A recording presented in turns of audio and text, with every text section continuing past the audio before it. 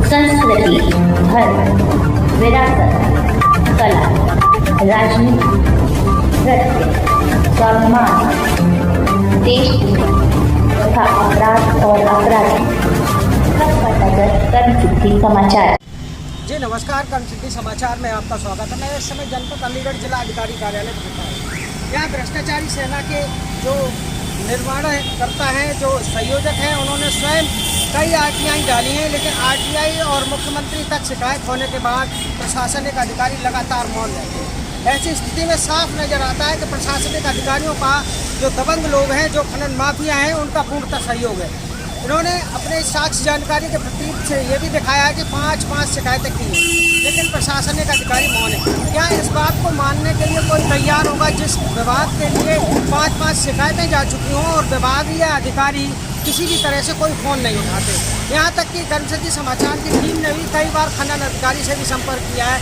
खनन अधिकारी अक्सर पर बाइक आईडी पर आने से मुड़ जाते हैं, क्योंकि उन्होंने कई बार हम कर्मसिद्धि समाचार की टीम ने जब संपर्क किया तो उन्होंने स्पष्ट तरीके से ये भी कह दिया कि कर्मसिद्धि समाचार आईडी पर हम बात नहीं करेंगे, आप हमसे जो पूछताछ करना चाहें इसी तरह से करें। कई बार हमने खनन के मामले में खनन अधिकारी को सूचनाएं भी दी और ये भी कहा कि श्रीमान जी इनको पकड़िए, तो एक खनन अधिकारी का सवाल था कि मैं अकेला हूँ। आखिर प्रशासनिक अधिकारी इस दबाव में काम कर रहे हैं या इन दबंगों के आगे इनकी दाल नहीं गल रही है?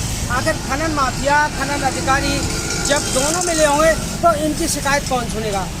शहर में अनावश्यक ट्रैक्टर भी चल रहे हैं, अनावश्यक डंपर भी चल रहे हैं। इधर आरटीआई एक्टिविस्ट जो हमारे साथ मौजूद हैं, इन्होंने भी काफ़ी प्रयास किया है। इन्होंने नुमाइश ग्राउंड से लेकर कई जगह जो बालुएँ पड़ी हैं, गिट्टी पड़ी हैं, अनावश्यक लोडेड वाहन खड़े हैं, लेकिन नुमाइश ग्राउंड का नाजायज इस्तेमाल किया जा रहा है। क्योंकि प्रशासनिक स्तर पर जो कार्रवाई तरीके से होनी चाहिए उसको लगातार नजरअंदाज करते हुए आज केशव देव जी ने लगातार जिला अधिकारी को भी ये सूचना दे दी और अपर जिला अधिकारी से भी मिल लिए। कई अधिकारियों से मिलने के बाद प्रशासनिक अधिकारी लगातार इस बात का मजाक उड़ा रहे हैं, लेकिन केशव देव अपनी हार नहीं मानने वाले, क्योंकि जनपद अलीगढ़ के अंदर केशव देव एक ऐसे व्यक्ति हैं जो लगातार आरटीआई एक्टिविस्ट भी हैं और जाने माने भी हैं, क्योंकि इन्होंने अधिकारियों से हार कभी नहीं मानी। ऐसी स्थिति में लगातार उनका पीछा कर रहे हैं। कैमरामैन सहयोगी के साथ दुष्यंत सक्सेना, कर्मसिद्धि समाचार, अलीगढ़। क्या नाम आपका? पंडित केशव देव गौतम, राष्ट्रीय अध्यक्ष भ्रष्टाचार विरोधी सेना।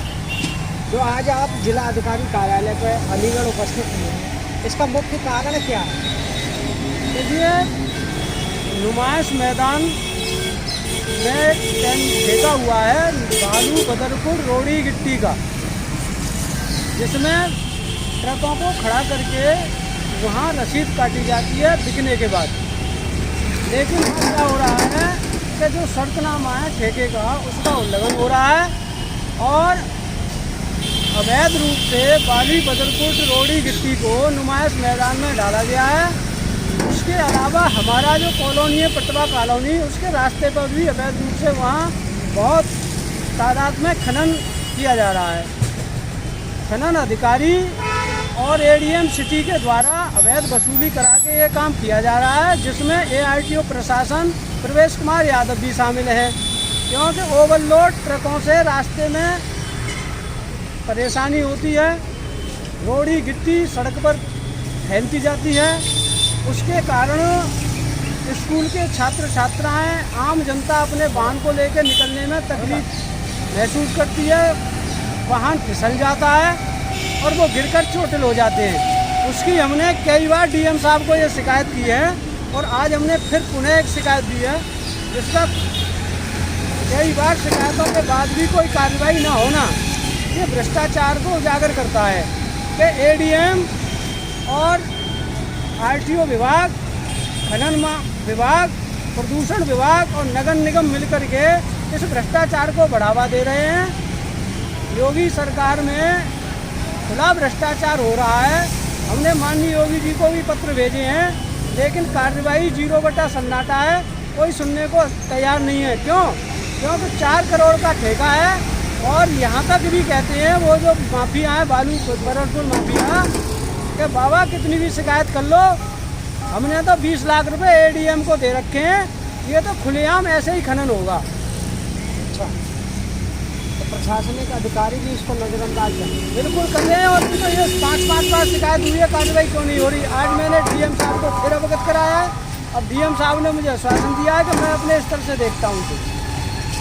तो क्या लगता है आपको, जब आपने मुख्यमंत्री तक शिकायत की है, प्रधानमंत्री तक, सब जगह आपने शिकायत करी है, RTI भी डाली है, क्या जिलाधिकारी महोदय इसको अपने तरीके से निपटा पाएंगे? क्योंकि जब काफ़ी ऊंचे ओहदे तक जो सूचना पहुंच गई तो उसके बाद क्या जिलाधिकारी को ऊपर से आने वाली सूचनाओं को अवगत नहीं कराया गया होगा?